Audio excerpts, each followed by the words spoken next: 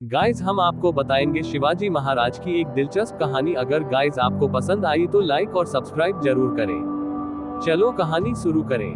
महाराज का अद्भुत अभियान।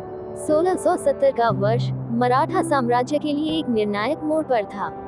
शिवाजी महाराज, जिन्होंने अपने साहसिक योजनाओं और अद्वितीय नेतृत्व के लिए प्रसिद्धि प्राप्त की थी, अब एक महत्वाकांक्षी अभियान की योजना बना रहे थे। उनका लक्ष्य था किले का तौना, जो अब मुगलों के कब्जे में था, उसे फिर से प्राप्त करना।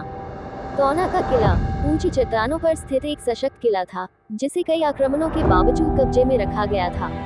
शिवाजी महाराज ने ठान लिया कि वे इसे केवल ताकत से नहीं, बल्कि चालाकी से पुनः प्राप्त करेंगे। रात के अंधकार में शिवाजी की सेना ने किले की ओर प्रस्थान किया। उन्होंने कठिन चढ़ाई का सामना किया और एक छिपी हुई सुरंग की खोज की, जो किले के अंदर तक जाती थी।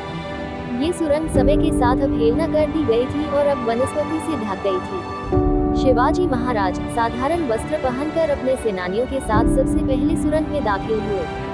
उन्होंने सभी हुई गति से सैनिकों को मार्गदर्शित किया।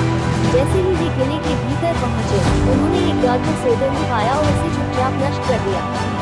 जब मराठा सैनिक किले के आंगन में पहुंचे, तो उन्होंने चुपके से हमला किया। मुगलों की गार्ड को नींद से जगाया और तुरंत ही लेकर समुद्र की स्थिति में बंद कर दी।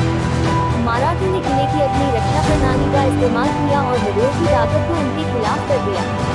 सूरज उगने के साथ किले की दीवारों पर पहला प्रकाश पड़ा। शिवाजी महाराज ने विजय की ओर देखते हुए गर्व और संतोष का अनुभव किया। मराठों ने तौना किले को पुनः प्राप्त कर लिया और मुगल ध्वज को मराठा ध्वज से बदल दिया। यह विजय केवल एक भूमि को पुनः प्राप्त करने का नहीं था, बल्कि मराठा शक्ति और रणनीति को दिखाता प्रतीक था। शिवाजी महाराज की रणनीतिक चातुर्यता और बहादुरी ने उनकी सेना का मनोबल ऊंचा कर दिया और उनके साम्राज्य को और मजबूत किया।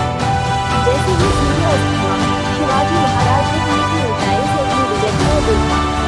किला तौना अब मराठा नियंत्रण में उनके अदम्य साहस और रणनीतिक कौशल की गवाही दे रहा था।